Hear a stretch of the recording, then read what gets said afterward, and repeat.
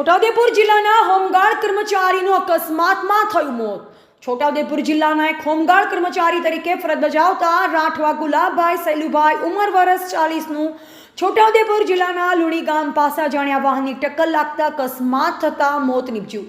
સમગ્ર ઘટનાથી હોમગાર્ડ કર્મચારીઓમાં રોષ ફેલાયો। છોટાઉદેપુર જિલ્લામાં ધોળી સામેલ ગામના રહેવાસી રાઠવા ગુલાબભાઈ સૈલુભાઈ ગત મોડી રાત્રિએ ફરજ ઉપર જવા ધોળી સામેલ ગામથી પોતાની મોટરસાઇકલ ઉપર ક્વાંટ જવા નીકળ્યા। જે સમય દરમિયાન છોટાઉદેપુર ક્વાંટ રોડ પર આવેલ લુણી ગામ નજીક અજાણ્યા વાહનની ટક્કર લાગતા ફંગોળાઈને ફેંકાઈ ગયા અને માથાના ભાગે તથા ઘૂંટણમાં ગંભીર ઇજા થવા પામી અને મોતને ભેટ્યા હતા। પોલીસે આ બાબતે ઇપિકો કલમ 279 304 તથા MV એક્ટ 177 184 134 મુજબ ગુનો નોંધી આગળની કાર્યવાહી હાથ ધરી।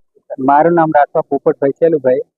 મારો ભાઈ જ્યારે નોકરીની ફરજ પર જતા રાતના 4 વાગ્યાથી 2 વાગ્યા જેવા કંઈક નીકળ્યા અને રાત્રે ક્યાંક રસ્તા પર એમનું કોઈક અજાણ્યા વાહન ચાલકે એનું કોઈક ટક્કર મારતા મૃત્યુ થયેલ છે। શું નામ? રાઠવા ગુલાબભાઈ સેલુભાઈ। મારું નામ રાઠવા પોપટભાઈ સેલુભાઈ।